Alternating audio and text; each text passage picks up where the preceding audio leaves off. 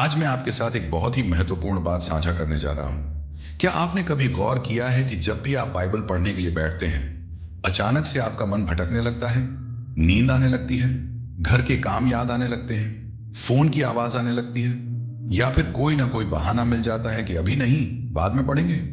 विश्वासियों, ये सब कोई इत्तेफाक नहीं है, ये सब शैतान की चाल है। शैतान जानता है कि अगर आप परमेश्वर के वचन को पढ़ने लगेंगे, उसे समझने लगेंगे, और सबसे खतरनाक बात, अगर आप उस वचन को अपनी जिंदगी में दोहराने लगेंगे, तो उसकी सारी योजना धरी रह जाएगी। क्यों? क्योंकि वचन में असीमित शक्ति है।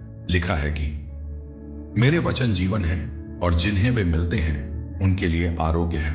जब आप वचन बोलते हैं तो वो सिर्फ शब्द नहीं होते, वो आत्मा और जीवन होते हैं।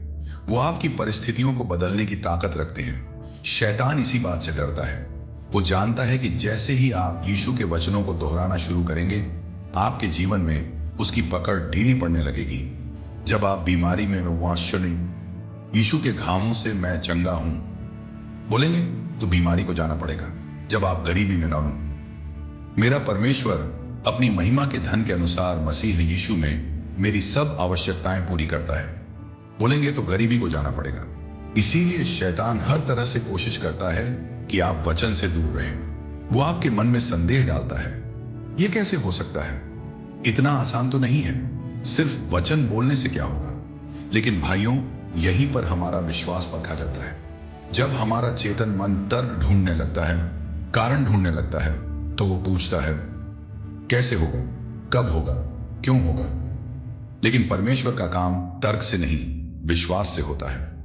जब हम अपने तर्क को एक तरफ रखकर पूरे विश्वास के साथ वचन को दोहराते हैं, तब चमत्कार होते हैं। आइए समझते हैं कि यह कैसे काम करता है। जब आप रात को सोने से पहले पूरे विश्वास के साथ परमेश्वर के वचनों को दोहराते हैं, तो आपका अवचेतन मन उन्हें स्वीकार करता है। आपका अवचेतन मन नहीं पूछता कि यह कैसे संभव है, वो बस स्वीकार करता है और उसे साकार करने के लिए काम करना शुरू करता है। जब आप विश्वास से कहते हैं, प्रभु यीशु मेरा रखवाला है, मुझे किसी बात की कमी नहीं होगी, तो यह वचन आपकी आत्मा में गहराई से जाकर बस जाता है।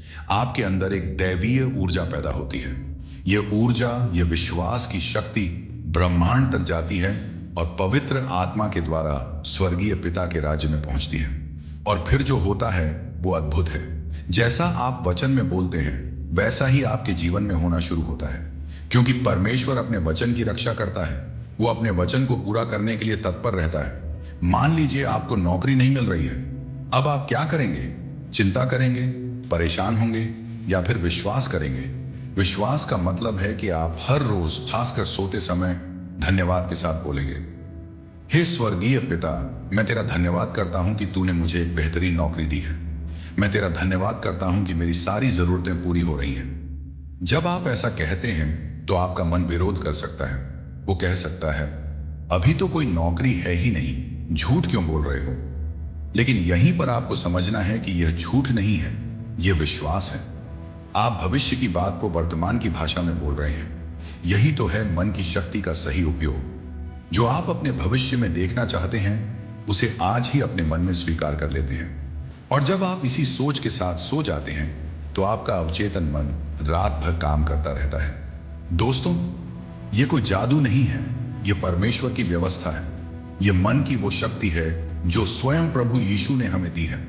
जब हम वचन के अनुसार सोचते हैं, वचन के अनुसार बोलते हैं, तो हमारे जीवन में वचन के अनुसार ही सब कुछ होने लगता है।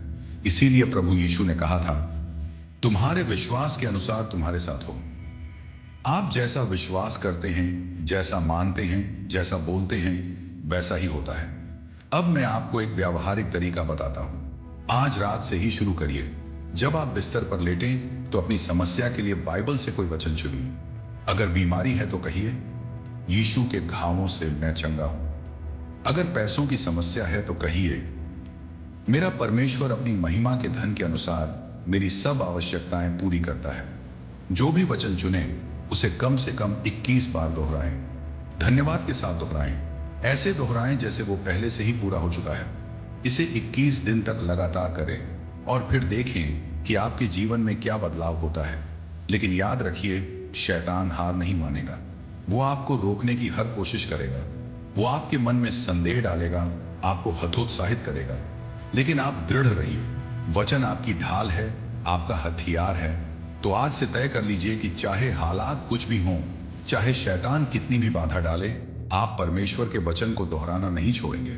क्योंकि वचन में ही आपकी जीत है, आपका छुटकारा है, आपका चमत्कार है। अगर आप भी मानते हैं कि शैतान आप पर जीत नहीं सकता, क्योंकि परमेश्वर का वचन आपके अंदर जीवित है, अगर आप भी विश्वास करते हैं कि वचन आपकी ढाल है और आपका हथियार है, तो अभी कमेंट बॉक्स में लिखिए, आमीन, वचन मेरी ढाल है। और अगर इस वीडियो ने आपको प्रेरणा दी है, तो लाइक बटन दबाना न भूलें। प्रभु यीशु आप सभी को आशीष दें। आमीन।